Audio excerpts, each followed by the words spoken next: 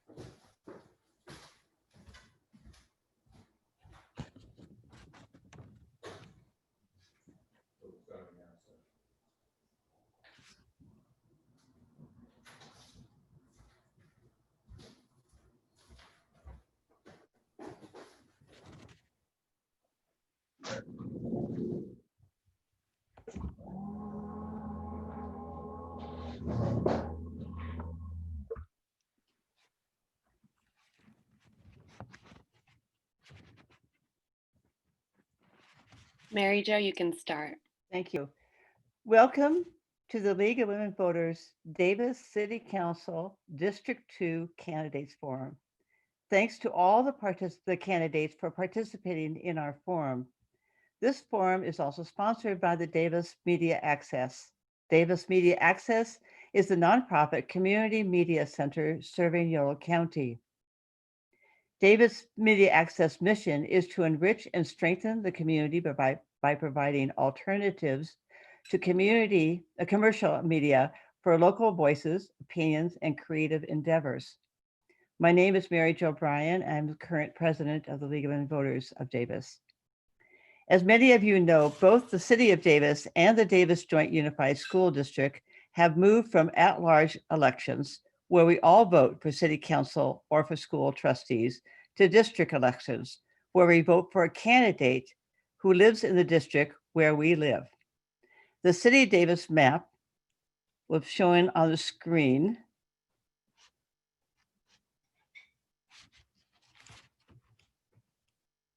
Shows City Council District 2. The district includes parts of North and Central Davis, with boundaries on the west of 113, the south of Russell Boulevard, and on the east by Oak Avenue and Catalina. Our moderator for today's forum is Donna Neville. Donna is active in Davis as the vice chair of the City Finance and Budget Commission and as the chair of the Davis Joint Unified School District's Measure M Citizens Bond Oversight Committee. Donna retired a few years ago after serving as a chief counsel for the California State Auditors. Thank you, welcome, and onward, Donna. Thank you. Good afternoon. Good afternoon, everyone, and welcome. My name is Donna Neville, and I will serve as the moderator for this afternoon's District 2 Forum. Here's a quick rundown of the rules that we're going to be following and the format we'll be using. Each candidate will give a 2-minute opening statement. After opening statements, candidates will respond to up to 6 moderated questions. 3 of these questions were provided to you a week ago. Each candidate will have 90 seconds for the initial response to each question. You'll be advised of your time by the timekeeper with a 15-second and a 5-second warning and a bell will chime when your time is up. And then you will be muted if you exceed the time limit. Also, we're just a reminder, candidates, please mute your audio when you're not speaking and responding to a question. The League has determined the order of candidates by random number drawing. Prior to this afternoon, candidates have been advised of their order of speaking. We're initially going to begin with Dillan Horton, followed by Will Arnold, and then Colin Walsh, and we'll move through the rotation as we go. After the primary question responses are completed by all the candidates, I will ask if any candidate wants to add a secondary response. Candidates will each have 5 opportunities during the forum for a secondary response of 40 seconds each. If there are no additional candidate responses to a particular question, I will go on to the next question. To indicate that you would like to make a secondary response to a question, please use the raise hands feature of Zoom. You find that under the participants button. Click on that and just go to your name, or at the lower right corner, just hit raise hand. I will do my best to call on you and respond to you in the order in which you hit that button. I'll do my best to make sure I recognize you in order. At the conclusion of the moderated questions and responses, each candidate will have 1 minute for a closing statement. And for those of you watching, just note that we will disable chat at the beginning of the main part of this forum, and we'll enable it when the main forum is concluded. So we would like you to submit questions, and we welcome them, but in order to submit questions, you should submit them via email. And I think Kamal's going to show that email again on the screen, but it's ask.lwvda@gmail.com. And I'm going to repeat that again, and I'll repeat it again later in the forum. You see it now on the screen. It's ask.lwvda@gmail.com. Please submit questions that are general and can be addressed to all candidates. Questions that are addressed to a single candidate won't be used. After the main part of the forum, we're going to take a short break so that our question manager can collate the questions and get them back to me. And during that short break, Mary Jo Bryan will give you a little more information about the League of Women Voters. We'll close with the audience questions. That'll take about a half an hour. And during that time, candidates will have 1 minute to respond to audience questions with the opportunity for a secondary response of 30 seconds. So right now, we're going to turn to opening statements of 2 minutes each from the candidates, and we are going to begin with Dillan Horton. Thank you, Dillan. Please go ahead. Thank you. Good afternoon, everyone. I'm really glad to be with you all and take part in this conversation about the future of our community. As far as my day job, I work for a local nonprofit doing employment support for people with developmental disabilities. As far as my role in the city, I'm currently the chair of the Davis Police Accountability Commission and have been on that commission for the past 2 years.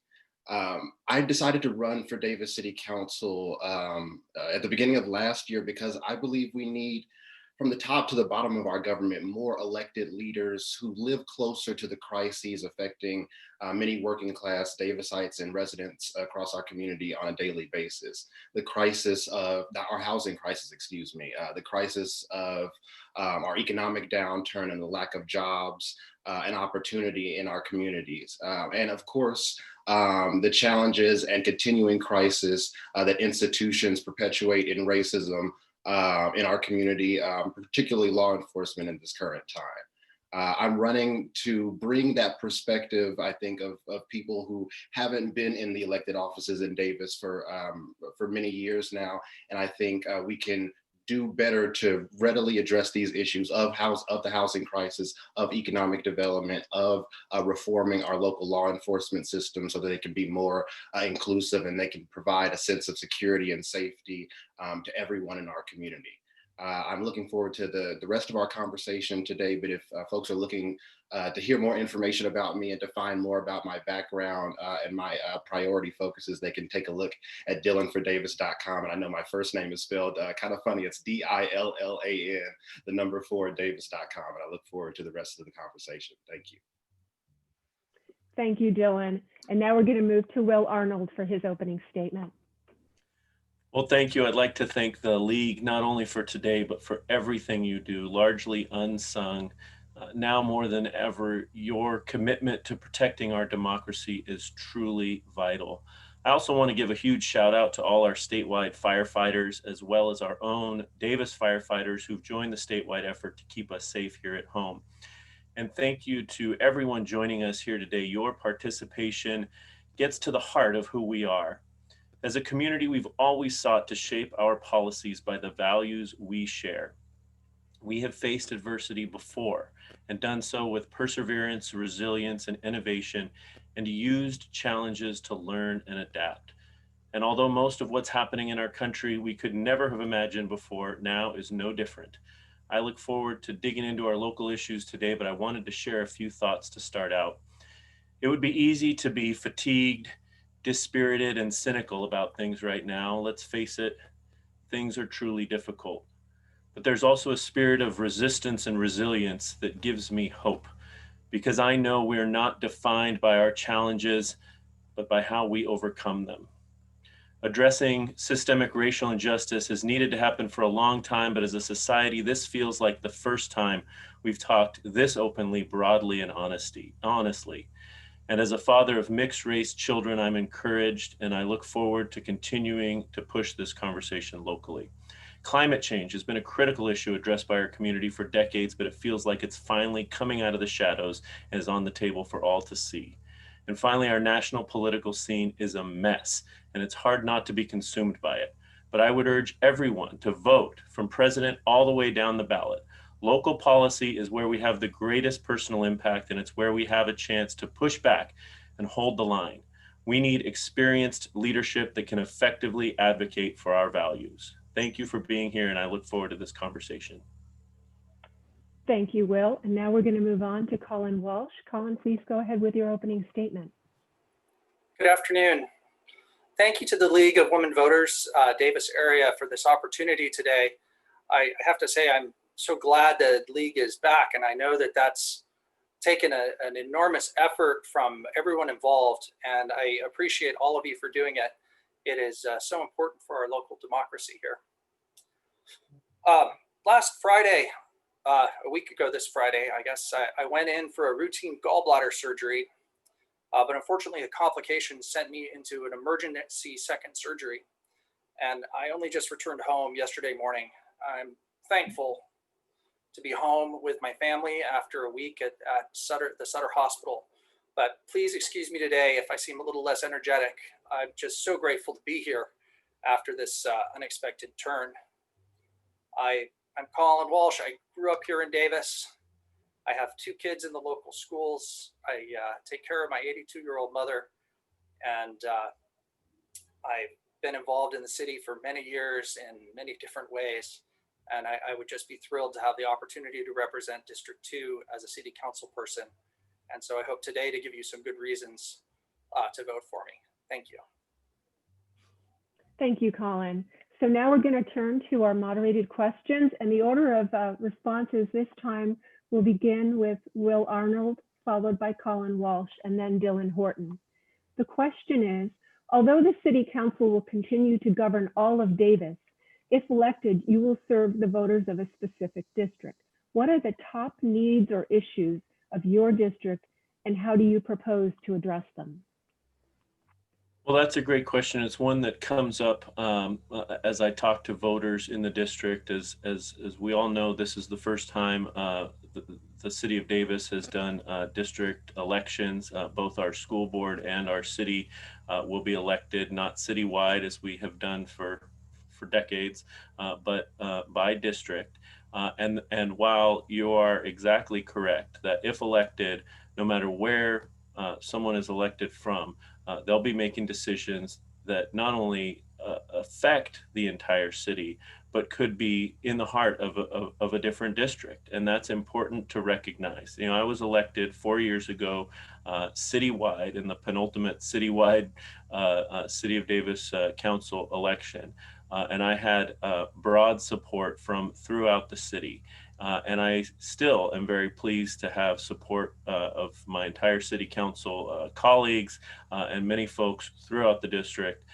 And so I will certainly be governing, should I be fortunate enough to earn a second term, be governing with an eye on this entire city that I was born and raised in and that I love.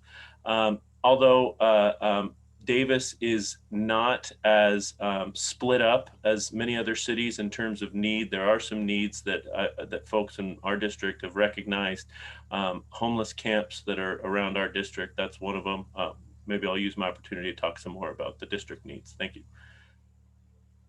Thank you, Will. So now we're going to turn to Colin Walsh to answer that question.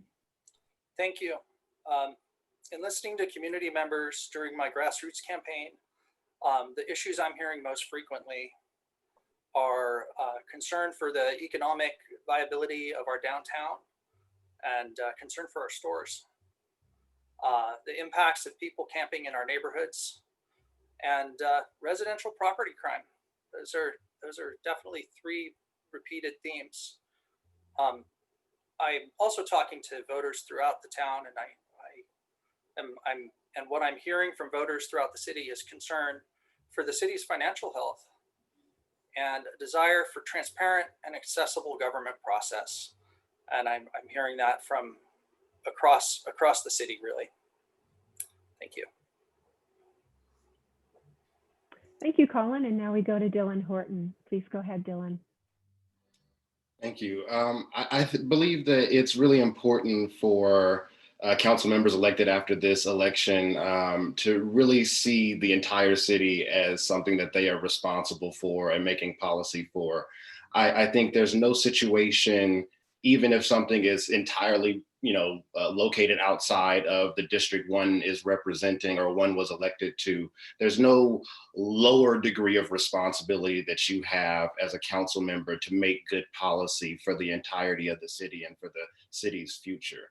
I do think that there are going to be some cases where something is going on, squarely within the boundaries of the district. And I think it's appropriate for that council member elected from that district to give maybe some increased special attention to that particular issue.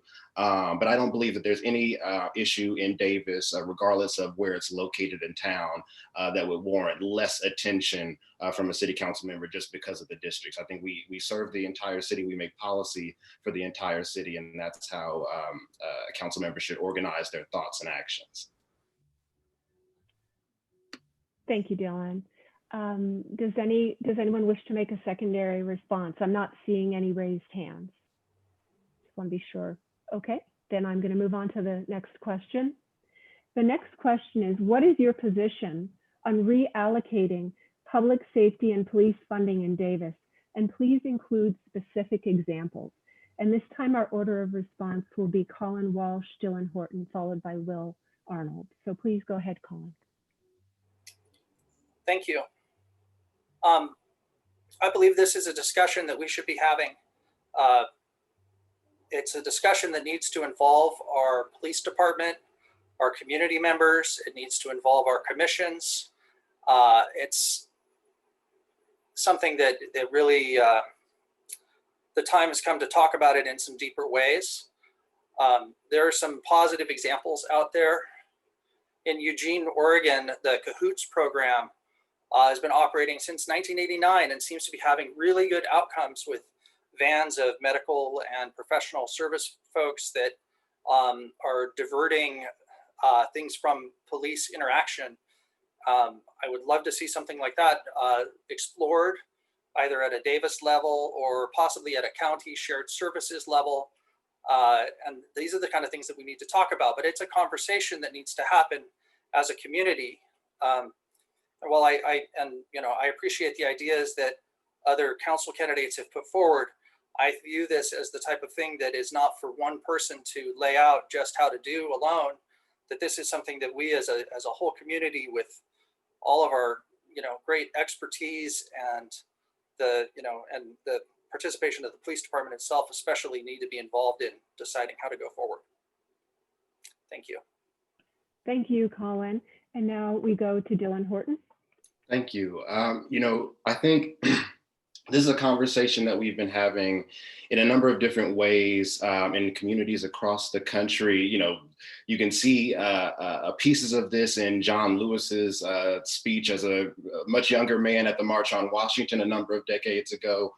These conversations about the inefficiency and poor results in using armed law enforcement to respond to mental health crises, to respond to situations where individuals are undergoing some degree of a drug use issue, where people need help and outreach in terms of being homeless, where people are just trying to get down their street safely, separating those things from armed law enforcement, from being delivered at the end of armed law enforcement, and separating the habitation of those services and the funding of those services from the administration of the police department is what I'm concentrating on in the Davis Police Accountability Commission and in this joint subcommittee process that's been going on for the past couple of months. It's really drawing from the experience of communities who've been in the street sort of fighting for enhanced accountability and reform for many decades. And I think that's the direction that we need to go in. And I'll just say, it's been a number of forums where at least my opponent that spoke previously has sort of advocated for increasing the size of the police department's budget, for increasing sort of armed law enforcement. And I don't think that's the direction that our community should go in. Thank you, Dillan. And now we're going to go to Will Arnold for his response. Thank you. So as a city council in my first term, we've made several progressive police reforms, including the creation of the Citizen-Led Police Accountability Commission and enhancement of the city's independent police auditor position. We've developed an alternate dispute resolution process using restorative justice practices as an option for folks who have had negative police interactions. We've also recently enacted a forward-looking surveillance technology ordinance that was based on ACLU model language. We've instituted body-worn cameras, video release policies, mandatory training for officers in things like guardian mindset, de-escalation, crisis intervention, racial profiling, and implicit bias training.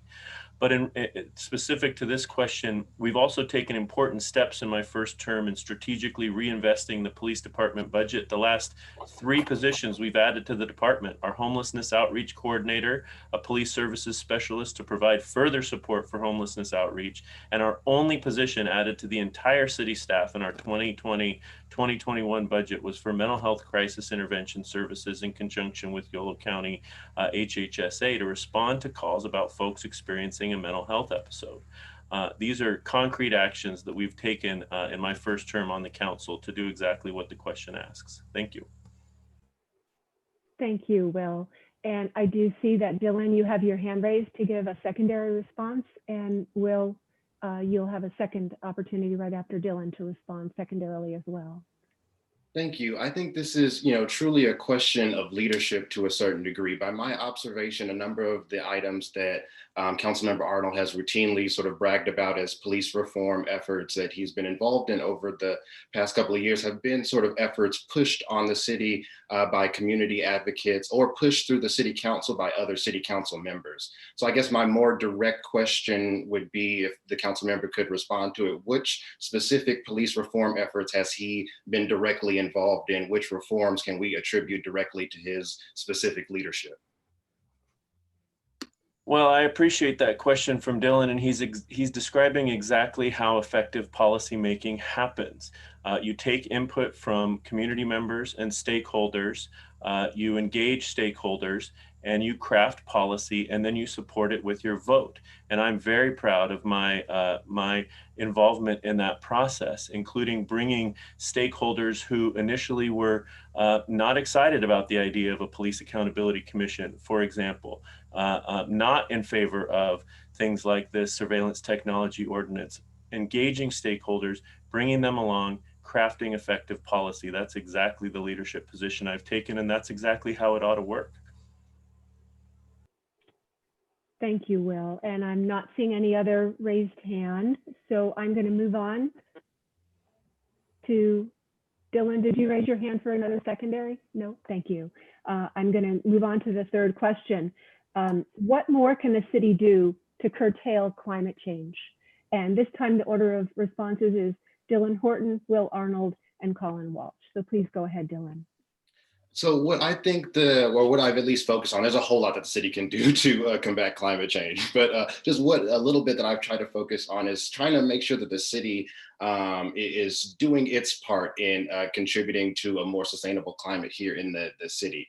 The city committed to a number of steps in the 2010 climate the cap in 2010 in regard to its use of recycled materials and in regard to its use of a green fleet. I think it's really time in the sort of upgraded decade later cap that we increase all of those to the degree possible, that we sort of use 100% recycled materials to the degree possible, that we expand our vehicles to be more sustainable to our operations. But I think we also should look at how we're designing our services in the city so that people are coming to City Hall less to get services. I think we've seen a lot of sort of innovations that we didn't think were possible in this COVID-19 era, where we've had to, for health reasons, keep people away from City Hall. I think we can redesign some of these services to make sure that they're being delivered to people and people are engaging with them in a more sustainable fashion.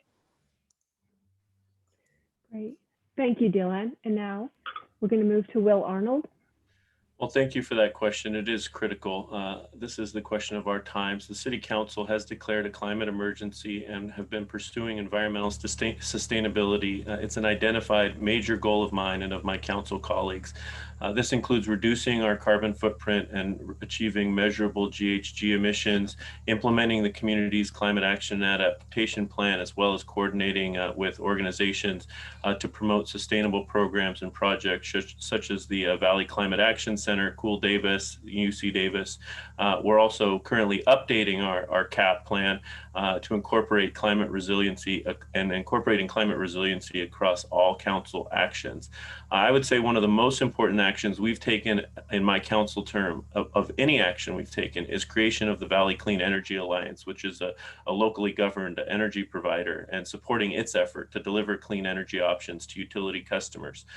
We're also exploring implementation of programs to assist property owners in understanding the energy conservation opportunities for their properties and facilitating expansion of residential and commercial solar and renewable energy generation in the city of Davis. I'm also proud of the work we've done on electric vehicle charging infrastructure and the Electrify YOLO project, as well as our new non-residential REACH codes. Great, thank you, Will. And Colin Walsh, it's your turn, but just for the benefit of those listening, I'm going to repeat the question because we're doing great on time and I want to be sure everyone knows what the question at hand is. The question is, what more can the city do to curtail climate change? So please go ahead. Thank you. Thank you so much. This is a difficult question because, the reality is climate change is a global phenomenon. And so anything the city does is, has to be understood in this larger context. Yet the city can and must do everything in its power to do our part, to be part of the solution and to be part of an example of what the solution can be. I'm endorsed by the Sierra Club because of my strong environmental background and environmental policies. One of the things that our citizens can do is we can vote against Measure B. This new business park on the periphery of Davis adds the 8% to the carbon footprint of our city. It's the single greatest environmental change that the city wants to make. And we're going in the wrong direction. We haven't made plans for how 6,000 workers will get to and from their jobs every day. There's an expected 24,000 additional cars on Mace Boulevard. We just have to do better than that. And we have to come up with better ways to develop and better ways for economic growth. The answer can't always be, well, the climate's just going to take another hit. Thank you so much. Thank you, Colin. And I see, Will, you have your hand up for a secondary response. Please go ahead. Yeah, I talked in my response about things that we have done in my first term. I want to talk about some things going forward. Just this week, we'll be moving forward with a study of our fuel facility needs, and that includes beginning the process of moving our fleet to hybrids and plug-ins and electric vehicles. And I'm on the record as favoring that transition as soon as possible. We're working with the state to improve mobility and modality along I-80.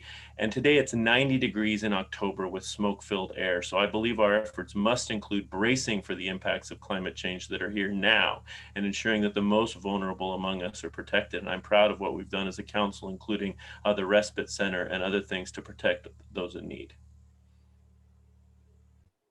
Thank you, Will. We're about midway through. Oh, Dylan, did you have your hand up? No. No, thank you.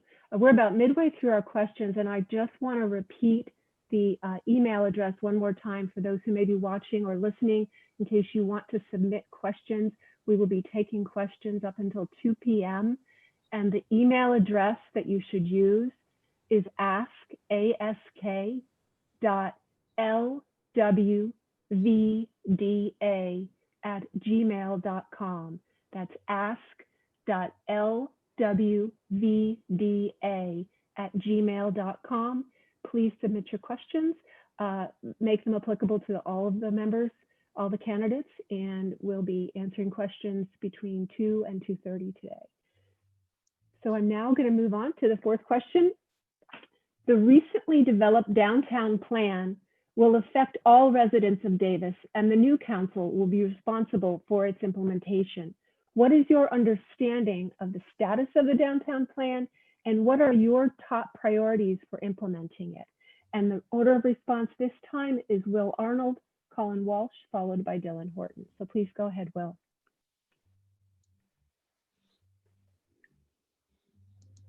Will, you're muted. Sorry, it said the host muted me. That's okay.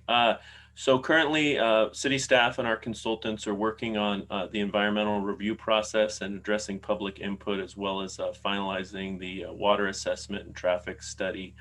The draft EIR is expected to be completed and ready for public review in February of next year. The first part of that process is the notice of preparation, which will begin this week, kicking off a 30-day public review period to assist in developing the scope of the EIR analysis. There's also several public meetings scheduled, including a public scoping meeting on October 29th and 2 planning commission workshops scheduled for, I believe, this month and next. After the EIR process is concluded in the spring and the final EIR is published, it'll be ready for planning commission and council action by early next summer. In addition to being a key part of our updated general plan process, I see major advantages of the downtown plan as finding space in town for increased densification and increased building height, as well as mixed use capability, so we can get folks living, working, shopping, and recreating in one place, and all of the benefits that come with that. In addition, form-based codes are more resilient, flexible, allowing for predictability and future development, helping businesses and encouraging walkability and livability. It's my hope that the downtown plan will serve as a catalyst for development and investment in our community and in our infrastructure, specifically in the downtown. Great, thank you, Will. Next up is Colin Walsh, and please, Colin, let me know if you'd like me to repeat the question, because I know these questions weren't provided to you ahead of the forum. Yes, if you could, that would be helpful. Sure, happy to do that. The recently developed downtown plan will affect all residents of Davis, and the new council will be responsible for its implementation. What is your understanding of the status of the downtown plan, and what are your top priorities for implementing it? Thank you so much. Well, my understanding is that the downtown plan is entering into the CEQA review process, but after talking with some members of the people who were on the committee to work on the downtown plan, that there seems to be a lot of questions still as to just what is going into CEQA review. So I have some real questions about transparency of process and community involvement in the plan. And, this is a major question for Davis, is what do we want our downtown to look like? And, what are the charms and qualities of the Davis that we have that we need to keep going forward? And how can we do this in a way that's sustainable and resilient? And it seems that there are still quite a few questions that need to be addressed and answered. My concern for the downtown plan is without more transparency and process, that it's a process that could lead to conflict. And I would like to see processes done in such a way where there's ample, significant community involvement and council involvement as well. So, on the council, I will be looking to make sure that we have as much community involvement in the process as possible. Thank you. Thank you, Colin. And Dylan, please go ahead, and I'm happy to repeat the question if you'd like. No, it's fine. Thank you. So well, the first thing I was going to say is I think this is a kind of a good model of public engagement. That was why I was kind of frowning at some of the last couple of comments. But I think, I also have heard from just people in general about the need to make sure that the sort of public policy development processes that the city goes through be more open and accessible, particularly to public input, to the many people who have a lot of free time, a lot of expertise and issues relevant to the work of the city. I think it's really important that so much of the plan focuses on making, obviously, downtown a more vibrant economic center for the community, but also making it a more accessible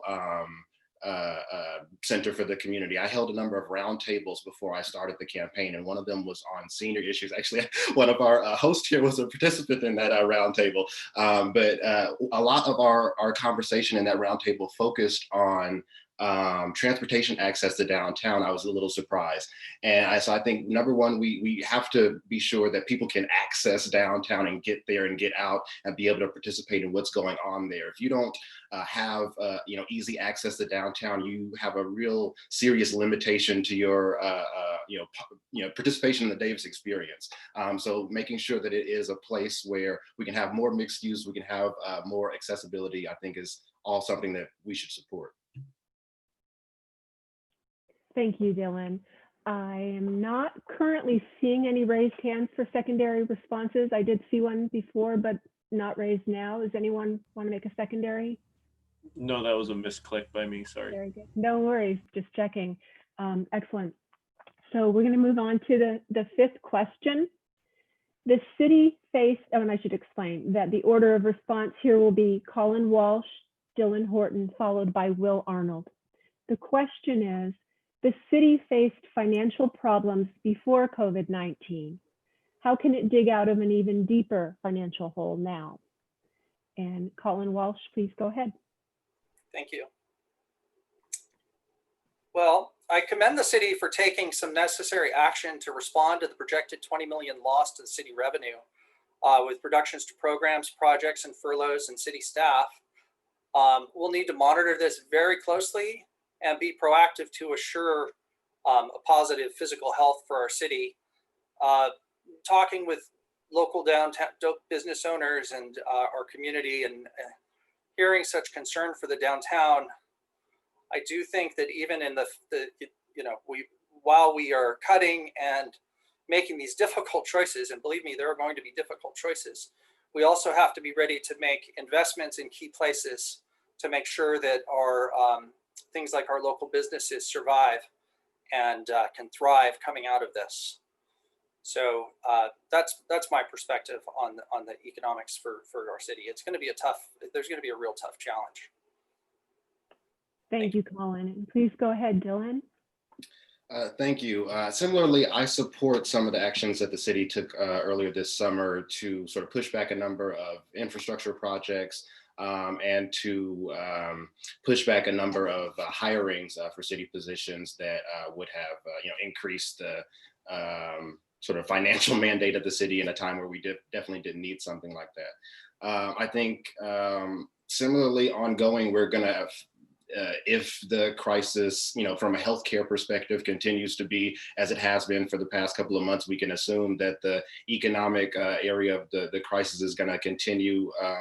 And I think the city should be prepared to take, some further actions like that to further push back. All of our things that the city is funding now are needed, but we're pushing back needed infrastructure projects. We might be further pushing back staff hires.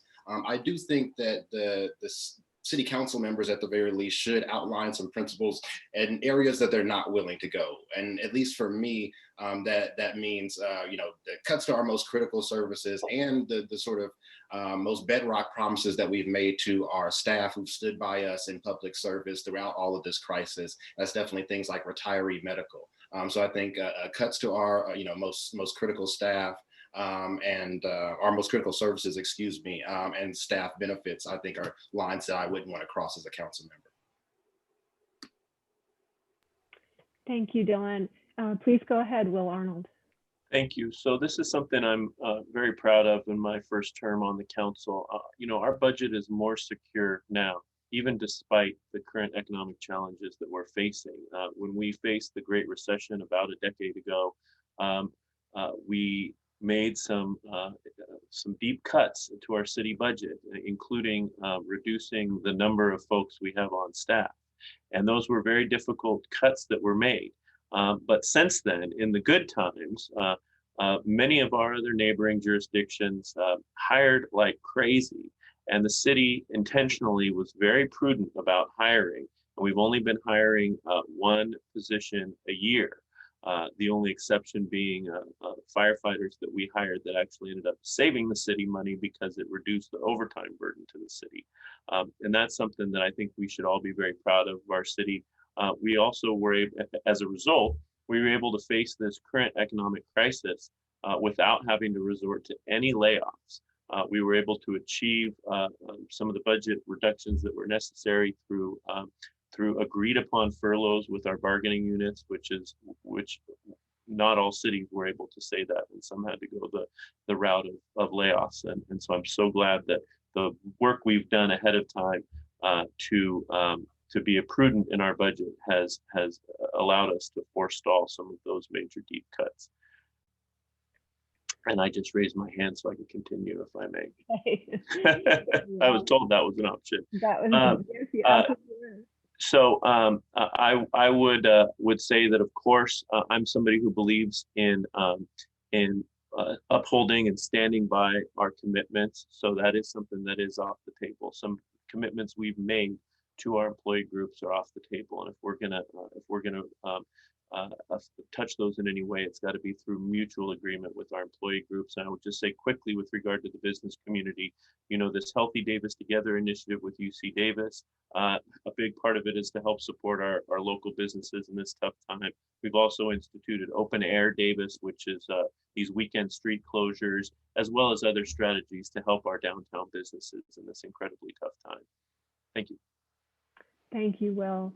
And not seeing any other secondary responses, no raised hands here. So I'm going to move on to our sixth and final question. And the order of responses for this one will be Dillan Horton, Will Arnold, followed by Colin Walsh. The sixth question is, what can Davis learn from other California cities that have high housing costs, low housing availability, and limited affordable housing, such as Orinda, Palo Alto, Santa Barbara, etc.? So please go ahead, Dillan. Dillan, I think you're muted still. There we go. Thank you. So we're all, as communities, particularly across California, going through this together, unfortunately. And so I don't think that there's a whole lot more as far as, innovative practices that we can borrow from other communities. But what I do think we can learn something from is what's, working long-term, what's been able to what people have tried and hasn't been successful in other communities, and we can learn a little bit from that. And I think that's why we need to expand the stock of affordable housing in this community, sort of, definitely sort of capital A affordable housing, but also below market rate housing, because that tends to be a particular barrier in other communities that have similar characteristics to Davis in California. But it's also just anecdotally and in the experience of people here in Davis, a big barrier. And I think we were one of the final college communities to pass a renters' rights ordinance and to develop a renters' resources program. And I think further investments into that. I know this is a difficult thing in an economic crisis, but the city, I believe, hired sort of one part-time staffer to be able to, lift up and make that program work as best as it possibly could. And so if we can give the full staffing resources to that program and resources sort of backed up by other offices in the city, I think we can go a long way to improving lease practices and quality in housing in Davis. Thank you, Dylan. And now we're going to move to Will Arnold. Thank you. This is an important question. When I was running for election in 2016, I was asked at the time what the biggest issues were that we were facing as a community, and the housing crisis was always at the top of that list. We hadn't approved any market rate rental housing in several years prior to my election, and the vacancy rate in town was 0.2%, which is effectively zero. We as a council have taken the housing crisis head on since I was elected. We've approved several projects, particularly multifamily housing. Also, prior to my election, no projects had passed the voters that were subject to Measure J. And since my election, we've brought the community along to approve the first 2 Measure J projects in city history. Both were housing projects. All of these projects were controversial with significant opposition, both political and via lawsuit, including folks suing to overturn the will of the voters. But I said I was going to do something about the housing crisis, and I have done so repeatedly. Thank you, Will. And finally, Colin Walsh, please go ahead. Colin? There we go. Just unmuting. Very good. Well, this is a really important question, and I got to say, I've really been following closest Culver City in Southern California, where my friend Megan Sally Wells just finished her second term as mayor. They have the same housing problems we do, but with huge Silicon Valley type impacts, as Amazon and has opened new studios in their town. And the gentrification has just gone through the roof. And what I really see from talking with her and watching down there is that developer-driven projects alone will not bring affordability to housing. That there has to be because the demand for housing is so elastic that you can build and build and build, and the prices will stay high. That there has to be very specific thought on the part of our council to how to bring affordable housing, and we need to redo our affordable housing policy with that in mind as soon as possible, so that we have the best possible affordable housing for our city. Thank you. Great. Thank you, Colin. That concludes our 6 moderated questions. And now each candidate is going to have time for a closing statement of 1 minute. And the order here is going to be Will Arnold, Colin Walsh, followed by Dillan Horton. So please go ahead, Will.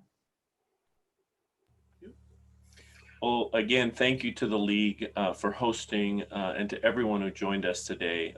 I'm proud to be a part of a city council that is so collaboratively focused on the good of our residents, especially now.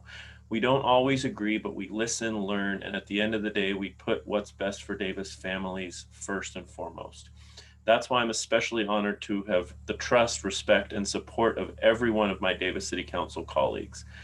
Things are so tough right now, and likely will be for a while. The choices we make have very real impacts on the people we serve, and with policy, the devil's in the details. So having council members that understand, have experience, and know how to get things done is critical. We also have a tremendous opportunity, and I continue to have hope. I'll remain a steady, collaborative voice and will continue to lead with passion, dedication, and love. It's an honor to serve, and I hope that I can earn your vote and the continuing opportunity for us to work together. Thank you, Will. Please go ahead, Colin Walsh, and make your closing statement. Oh, Colin, you're muted. Thank you again to the League of Women Voters for the Davis area for organizing the forum. I know it takes a lot of work. I care deeply about my community, about our community, and I have for years. If elected to City Council, I'll work closely with my colleagues to improve the process for better community involvement and smart planning. I want to take a moment to thank the 5 former mayors who've endorsed me: Joe Cravosa, Bill Copper, Mike Corbett, Sue Greenwald, and Ken Wagstaff. But a truly touching endorsement to me is from Lydia Baskin, my 2nd grade teacher. That really means a lot. I'd like to invite community members to contact me through my website at www.walsh4davis.com. Thank you so much. Thank you, Colin. And Dillan, please go ahead with your closing statement. Thank you. And thank you to the League for putting it together this forum and for the service that y'all have provided in informing voters all of these past years with a little bit of a gap. I am running for Davis City Council because I believe we can provide a really tremendous opportunity to our community. We already have provided a tremendous opportunity to our community to change the course of our future, to design a community that is inclusive and is accessible. Since we're talking about endorsements, I'm glad to have the support of former Assembly Member Mariko Yamada, former School Board President Cindy Pickett, and our current Mayor Gloria Partita. If you want to find out more about my campaign, you can visit DillanForDavis.com. I spelled it again, and I'll spell it now. It's DILLAN, the number 4, Davis.com. Thank you all. Thank you, Dillan, and thank you, candidates.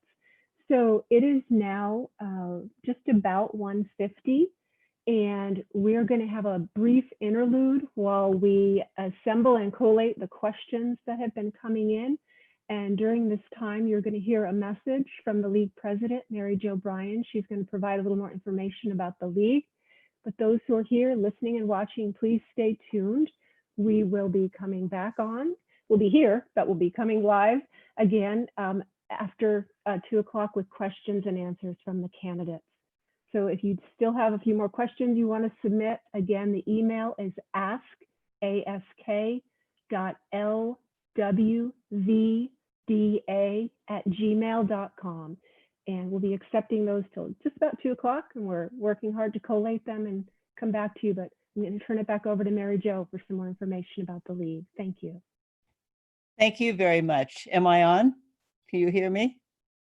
Good. Okay. This is what an opportunity. I'm proud to be able to talk a little bit about the League and the history of the League. The League of Women Voters of Davis, and I'm not sure how many of you know, was born actually in 1957 under the leadership of a future mayor, Sandy Motley. It grew into a vibrant, nonpartisan organization and thrived for many years doing community service for Davis. After years of that dedicated service to the Davis community, and the leadership faced the reality of diminishing active members and the lack of younger members to take over the leadership. And the League disbanded itself in 2014 and 15 there. However, given the political climate of the time, in May of 2019, a group of 4 individuals, Bob Fung, myself, Mary Jo, Georgina Valencia, and Matt Williams, met over coffee to discuss how to reestablish the League in Davis. This initial group of 4, we researched the organization of the first League and its history, and followed the steps established by the State League to renew the League. And the State League, on August 4th, 2019, announced the Davis chapter officially a chapter in progress. Our current board members include myself, Mary Jo Bryan, as president, Bob Fung as vice president and voter service chair, Judy Harrison as membership chair and voter registration chair, and Como Hawk as social media and marketing chair. The healthcare committee is chaired by Michelle Famula. Along with the 5 of us, we are grateful for all the members who are actively working to provide nonpartisan community forums, voter education material, and get out the vote in the upcoming November 3rd election. Highlights of our first year included forums on the Davis General Plan, housing discrimination and affordable housing, 2 healthcare forums, and our local candidates forum for county supervisor, city council, school board, and our voter registration where the league members helped 1,300 UC Davis students register to vote for the 2020 primary election on March 3rd. Currently, we have close to 130 members, including 6 men and 24 household members, which committed to providing nonpartisan community education. And I just want to briefly say that we are now working with the elections department regarding assisting with Get Out the Vote. And we've distributed about 3,000 flyers, Spanish and in English, to various community organizations who distributed them through the food bank and through Meals on Wheels and through the library of the flyer. And league members will be again assisting on November 3rd with the election. I invite all women and men to consider membership in or a donation to the League of Women Voters of Davis area. Our education fund is 501c3 and supports activities like the one you are attending today. We appreciate your participation and invite you to check us out on our website at www.lwvdavisarea.org. That's lwvdavisarea.org. We are stronger together, and together we make democracy work. And if I still have a little bit of more time, and I think I do, I'm just going to give you a little bit of history if you can bear with me. In this August of 2020, we celebrated the ratification of the Women's Suffrage Amendment, the 19th Amendment, after more than 70 years of demonstration, lobbying, and even being dragged off to jail, women got the vote. The women's suffrage movement was the longest campaign in our history and the most organized. On February 14th, 1920, as an outcome of the 50th anniversary of the National American Women Suffrage Association, Carrie Chapman proposed the creation of a League of Women Voters to finish the fight. With the ratification of the 19th Amendment, the National League of Women Voters was formally organized. The League of Women Voters of Davis was born, I said, in 1957. And on June 27th, the League held its first official meeting. By the summer of 1958, completed the needed requirements to receive the charter and gained regular official status. The League of Women Voters numbered 40 members in their first year, and some founding members became trailblazers. For instance, Kathleen Green became our first woman to be elected to the Davis City Council in 1958, and Sandy Motley would become our mayor. In the 1960 general plan, our league members served on each of the committees. The league would change the political scene in Davis by developing a Davis Know Your Voter, Know Your Town, introducing candidates forums, and producing voter information pamphlets for each election. They became the nonpartisan watchdog on government policy, observing government bodies and commissions for the public interest and for transparency. League members immerse themselves in city planning and observing government bodies such as the City Council, the Board of Supervisors, and the School Board. As John Laughlin, author and historian, said, they were part of the new and rapidly growing vanguard in Davis. The women of the 1950s, 60s, and 70s threw themselves into this effort with enthusiasm. The League grew to over 11 members and took on local studies, including the study of the City Master Plan in 1959 and 60. In June of 1960, the President, Virginia Isaacs, presented a 7-point consensus to the City Council that included support for a professional planning department. After years of dedicated service, as I've mentioned, the League disbanded in 2014.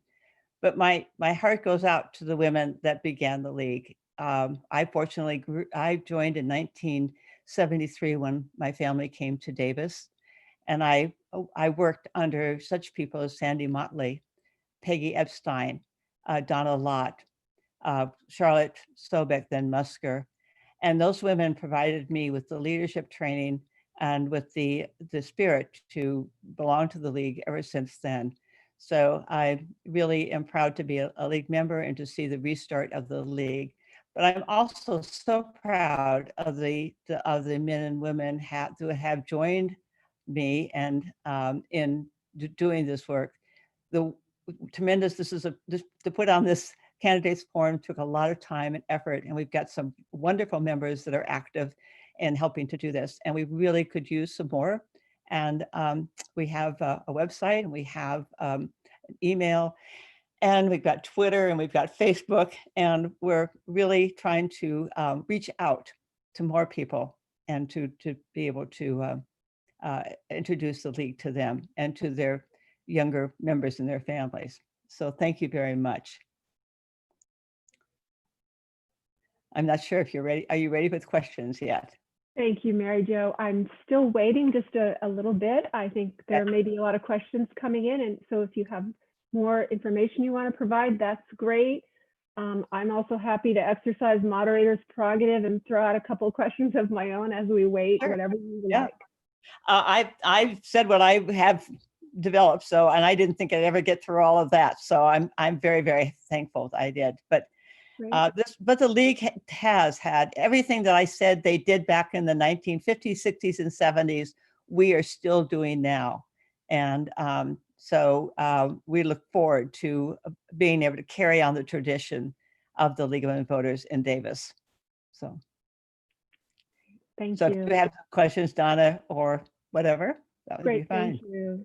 I'm waiting on questions, and I want to be sure they haven't been. I don't see any. They haven't come to me yet, and that's just fine. I'm just going to run through the kind of the rules for the questioning, because we have a nice solid half hour for questioning. Each candidate will be limited to a 1-minute response per question, and you will also have a secondary 30-second response for each candidate for each question. So there's no cap on that. You just have one secondary response per each question. We're hoping to present you with at least 5 questions and maybe more. So the beginning for the order of questioning, it will begin with Colin Walsh, followed by Dillan Horton and Will Arnold. And I'm going to just throw out a couple of my own questions that came up for me as I was listening. And so my first question to you is that CEQA, the California Environmental Quality Act, is designed to provide significant public participation in the environmental planning process. And so my question to all of you is, do you feel that there's something insufficient about the degree of public engagement that CEQA currently calls for? And if so, please tell me how you would enhance the public participation. And the first person who will be responding is Colin Walsh. Thank you.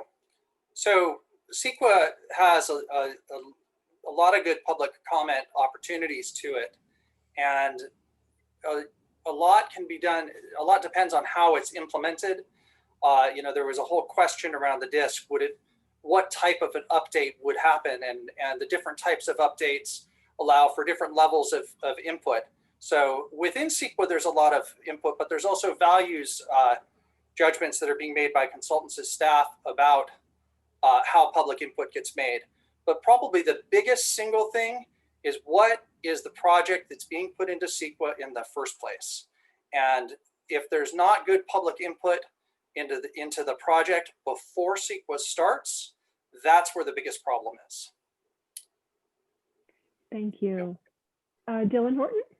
Yeah, from my estimation and just from my sort of observation of projects going through the pipeline, I don't see there being a problem with the public input allowed and sort of solicited under CEQA. I think straying on maybe agreeing with my previous opponent who just spoke, I think that the issue where we arrive at Davis is how much public input we are allowing sort of from the city side of things as projects move through the process. I think there tends to be a lot of concern at the back end of projects going through the process of residents feeling like they haven't been adequately consulted, feeling like they don't really know what the details of the project are, even for people who are not people who are well informed and are staying up on what's going on there. And so I think there's more things that we can do here, and the city has already taken a look at that just last year and sort of relooking its communication plan. Thank you. And Will Arnold? Sure. Obviously, CEQA is a very robust process for community engagement.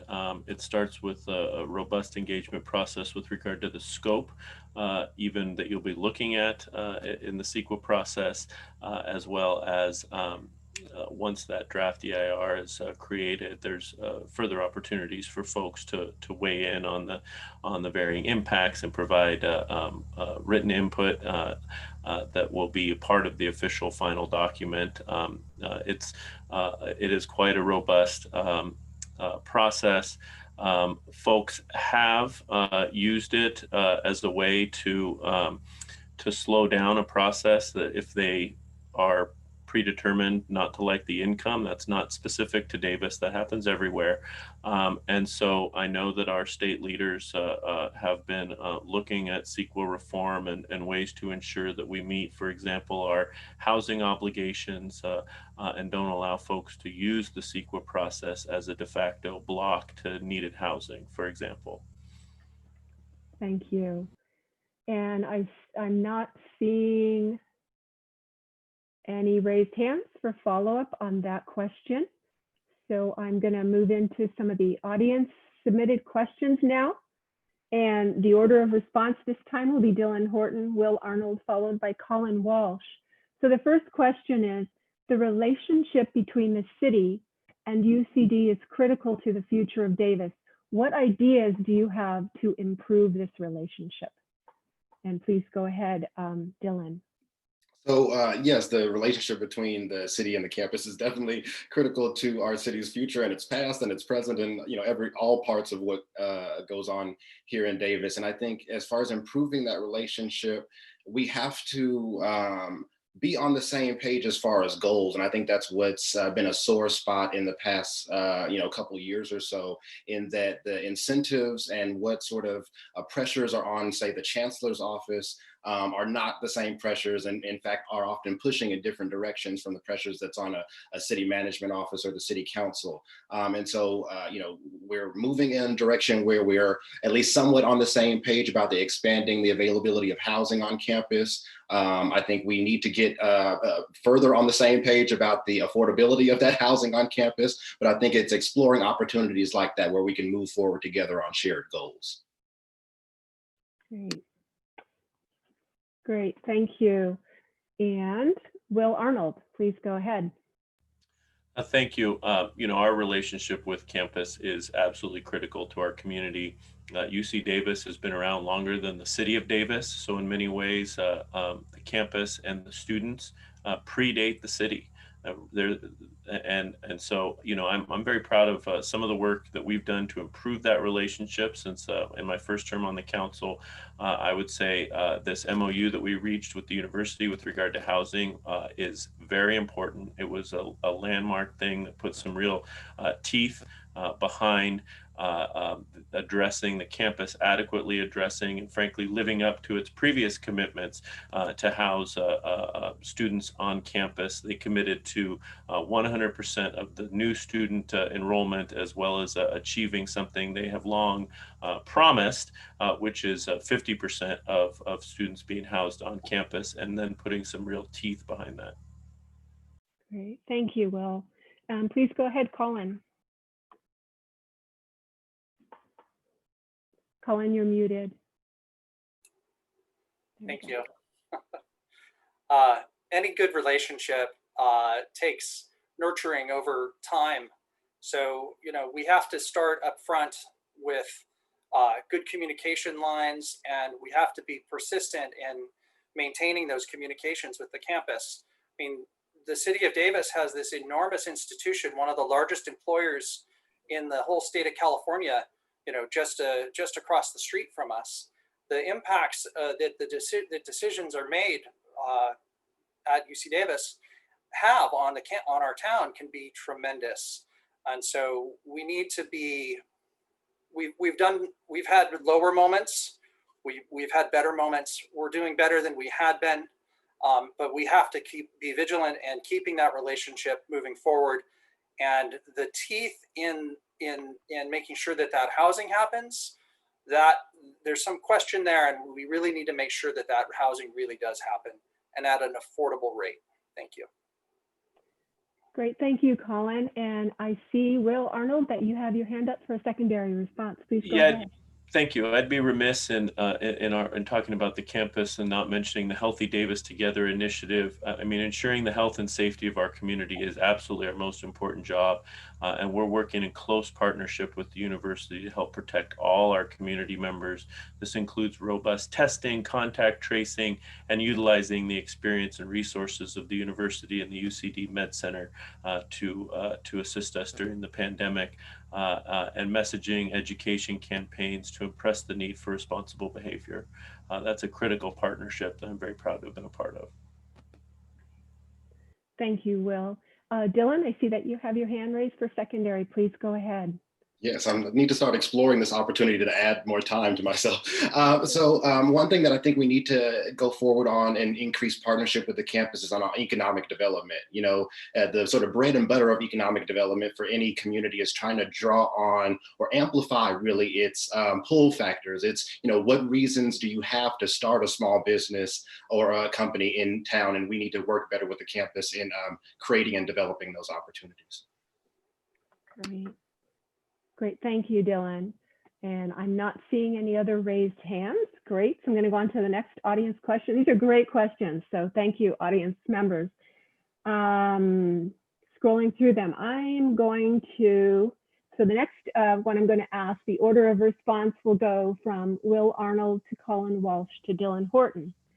This question is, what would you say is the best and the worst decision made by the City Council in the last 4 years, and how would you improve the decision-making process? So please go ahead, Will Arnold. Let's see, the best decision of the last 4 years, I'm gonna go with Valley Clean Energy. That's a big, important, long time, a lot of work in it, really progressive.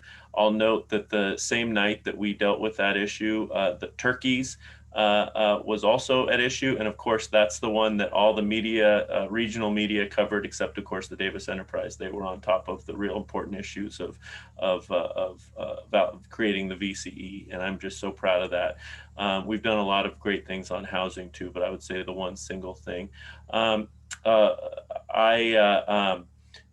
worst thing, what was the question? The worst decision that we've made? What is the worst decision? Look, our community has long been advocating that we switch to renewable sources of energy.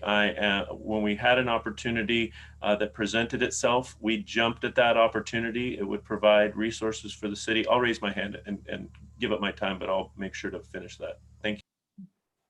Great, thank you. Colin Walsh, you're up next with the same question. I'm happy to repeat it if you like. Sure, would you repeat? That'd be great. Sure. What would you say is the best and worst decision made by the City Council in the last 4 years? How would you improve the decision-making process? Yeah, that's a good question. So while I would have preferred a DMUD solution, I do have to say that Valley Clean Energy is a significant step forward for bringing green energy to our town. As far as the worst decision, you know, rather than picking a single council vote that as the highlight of, you know, what is the worst one decision, I think it's the decision never to take up the process and make sure that our decisions are moving forward in as transparent a way as they can. And the Bright Night decision is just an example of that process where the city moved to do a 49-year no bid lease with, you know, and they were pushed to do it in a rush without going to any commissions. That's a good example of that. Thank you. Thank you, Colin. And Dillan, please go ahead. Yeah, so I'll go ahead and qualify. This is probably not the best and worst decision, but one that I think is on the better end and one that I think is on the worser end. One that I've already mentioned, the creation of the Rental Resources Program and the Renters' Rights Ordinance here in Davis. We were one of the last communities, as I mentioned before, to create an ordinance like that and create a platform for increased fairness and quality in housing in Davis. And I think that was really important. As to sort of in the worser sort of end of decisions, the city, goodness, I think it was just earlier this year that the months in COVID time all sort of run together, but the city authorized the purchase of an armored rescue vehicle, of an armored vehicle for the police department. And I think just sort of in these times, it just really didn't make any sense. There wasn't really articulated reasons sort of put forward for why it was necessary. And the commission was created. Council members, including Councilmember Arnold, brag about the creation of the commission and then didn't listen to the commission or solicit the input of the commission when that decision was made. Thank you, Dylan. Will, Arnold, I see that you have your hand up for a secondary response to that. Well, I think it's important that I mention that I believe in police accountability, but I don't believe they ought to be accountable to active shooters. I'm proud that I afforded our police with the tools they need to keep themselves protected, rather than having an MRAP roll into town as it had done about a half dozen times before we acquired this bulletproof Amazon van. I will stand with the need to address policing, but that does not mean I am abandoning our police officers. If I believe they ought to be protected in this way, and I'm proud of that vote. Thank you, Will. Any other secondary responses to that? Not seeing any. Okay, we'll go on to our next question. We touched on this one, or some of you have touched on this earlier, but I know it's an important and timely issue. So the next question, and I'll give you the order of response so you can be prepared, is Dillan Horton, Will Arnold, and Colin Walsh. And it's a two-part question regarding DISC or Measure B. And the question is, what is your position on Measure B? And if it is approved, how will it affect downtown and Mace traffic? So please go ahead, Dillan Horton, with that. So I think there's two major questions for candidates here. What's sort of your voting decision and sort of what should have gone maybe differently in the process? I plan on voting yes on Measure B whenever my ballot comes, I guess in the next 72 hours or so. And I think, we as voters have, one choice to make to sort of balance a whole lot of decisions. For me, given, I think, my concentration on economic development and our need to really expand the opportunities for that and the expansion of affordable housing, it seemed like on balance, the best decision to make as a voter. I do think, as I mentioned before, that we need to, as a city, figure out how we can provide more opportunities for public input to residents as projects like this are going forward, and as they are going forward in the future, as different parts of this project are sort of built out in the multi-decade sort of rollout plan. I forget the last part of your question. I apologize.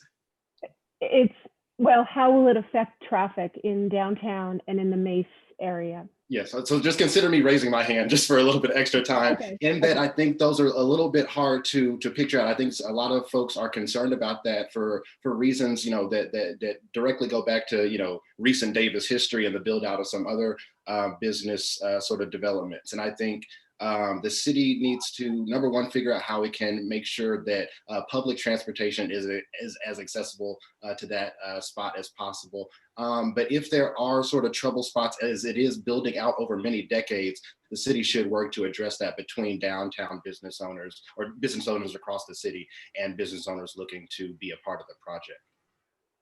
Thank you. Will Arnold. So look, the DISC is the result of a community-led process that began decades ago. The latest iteration of that process that led directly to the DISC proposal began in 2010 with the Innovation Park Task Force. They identified the need for this type of a project, the benefits of this type of a project. The DISC will create local jobs, high-paying jobs for UCD graduates and others, generate more than $5 million annually for the city and $1.3 million annually for the school district. And it's the first project of its kind in the nation to power all its buildings with 100% clean energy. So the idea that if we don't build it here, that somehow the folks that are going to be going to work here will somehow disappear, we know is not true. And so at least here, it'll be 100% green energy buildings. Thank you, Will.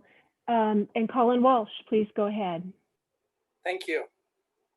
Well, I attended almost all of the commission meetings for this project, so I didn't come to my decision lightly. I did everything I could to try to help this be a better project, and yet I saw commission after commission recommendation left out and not even given to the council in some cases. And so I'm planning on voting against this project. To address the question about downtown, the EIR says over 300,000 square feet of commercial space is likely to be made vacant in Davis as businesses move out of the core. That's a huge hit for the core of our town. I've traveled across the country and I've seen city after city where peripheral malls and business parks are built and they kill downtowns. Mace traffic, perhaps I should take some extra, I'll let it go. Thank you, Colin. And Will, I see that you want to make a secondary response. Please go ahead.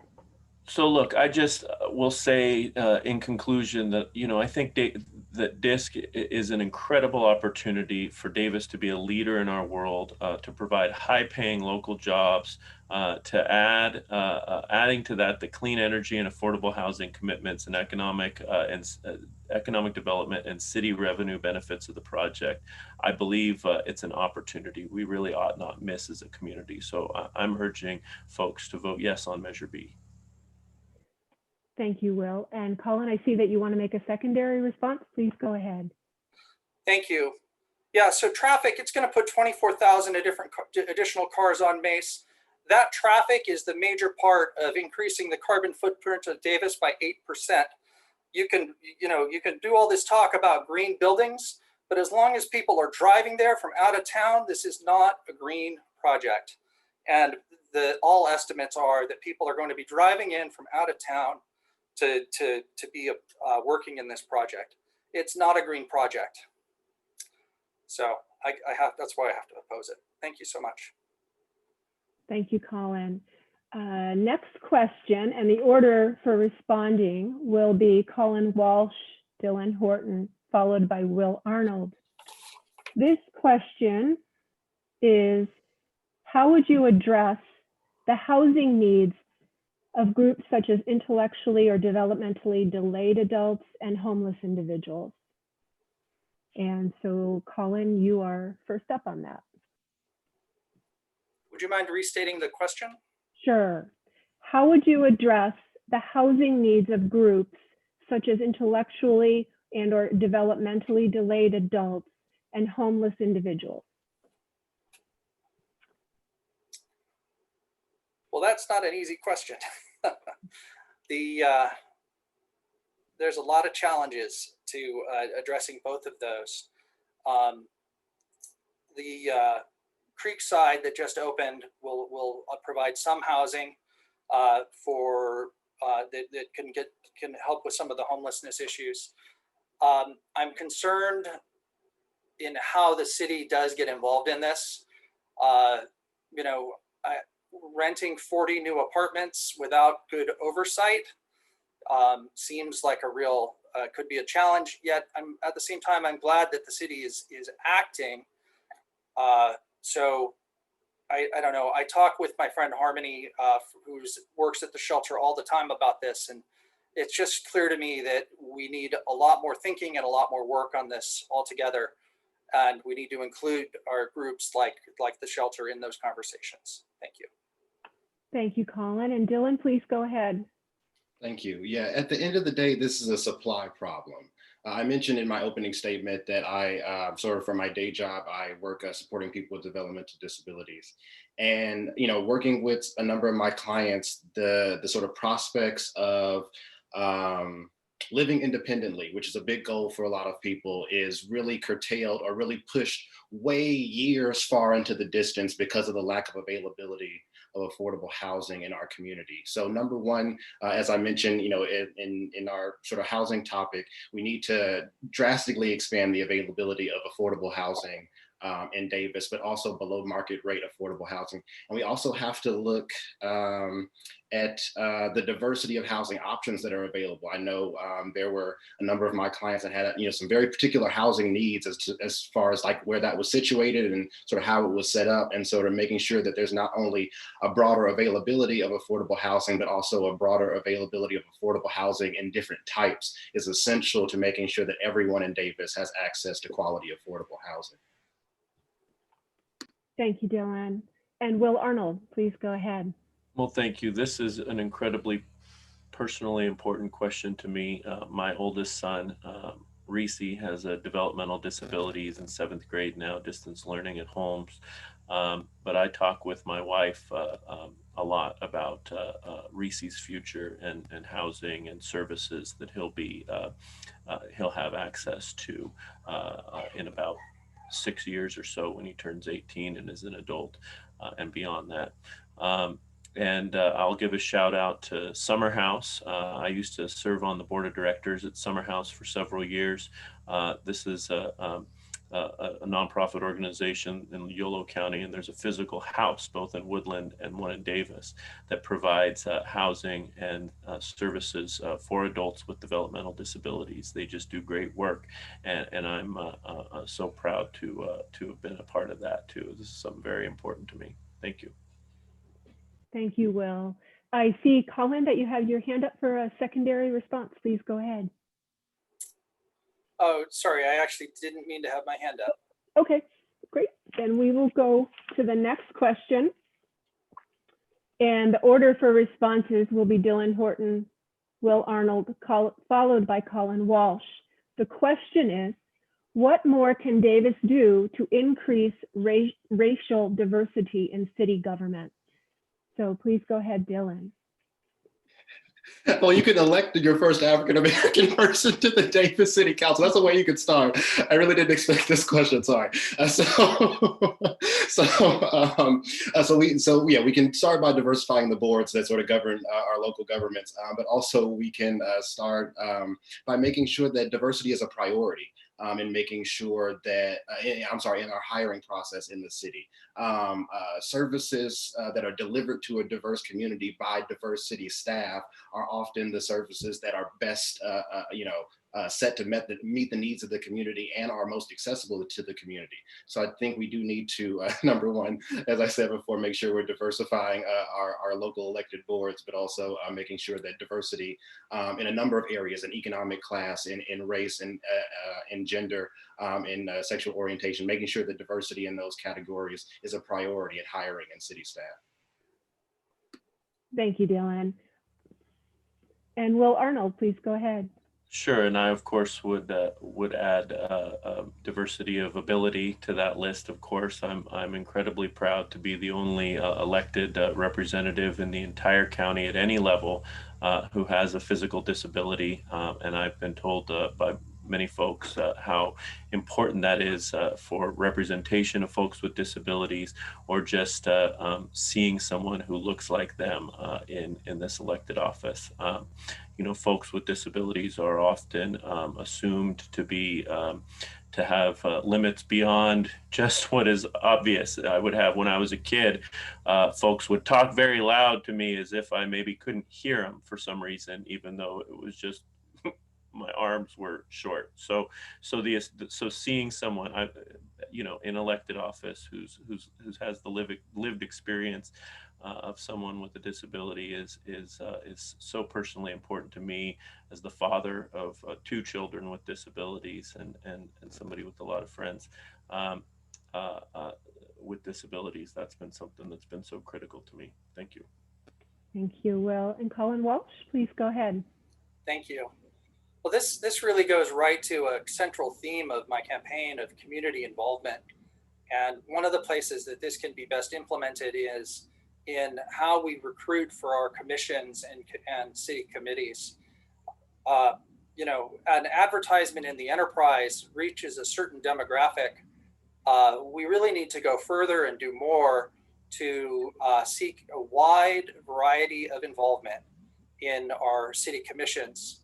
And then those commissioners need to feel respected and valued, and their participation needs to be taken into consideration when recommendations go to the council as well. And so starting with just much better outreach, and then what happens next is important too. Thank you so much. Thank you, Colin. And I see 2 raised hands, and Will, your hand was up first, and then Dylan will have another opportunity to secondarily respond. Yeah, I wanted to, we don't have a ton of time for these questions, so I did want to say it is absolutely critical that we have diversity of all kinds, and including race. Davis is not a particularly racially diverse town, and my opponents are exactly right that this is something that our outreach strategies and being intentional about how we ensure representation throughout our city, both in staff and in terms of deliberative bodies like commissions, is very important. Thank you. Thank you, Will. And Dillan, please go ahead. Well, I'll just say that, our diversity or lack thereof as a community, at least in the ethnic sort of realm, is not an accident. I've talked in previous forums about the fact that, in many early deeds in Davis, it forbade people passing down property to people who look like me. And so that has an effect even decades down the line, more than a century down the line, in the ethnic demographics of our community. But I did just want to underline the point that Mr. Walsh made about making that a priority in commissions, particularly when we think that the remit of that commission would really benefit from that diversity, like police accountability, like social services and parks and recreation. We should really be highlighting diversity most of all in those areas. Great, thank you, Dylan. So we are just about at the end, and we don't really have enough time left on the clock to actually have everyone respond to another question. So I think we're gonna wrap our forum here. I just want to thank all of you for participating, those of you who are candidates, and also those of you who are taking up your time on this beautiful fall day to come and listen. We really appreciate it. So we're going to conclude the forum now, and I thank you all. The forum has been recorded, and it will be available on the League's Facebook page by tomorrow. And there's also a short survey for you, excuse me, for when you leave the Zoom forum. If you have a few minutes, the League would really appreciate your feedback. So thank you to all. Please stay safe and have a great rest of your weekend. Thank you, everyone. Thank you.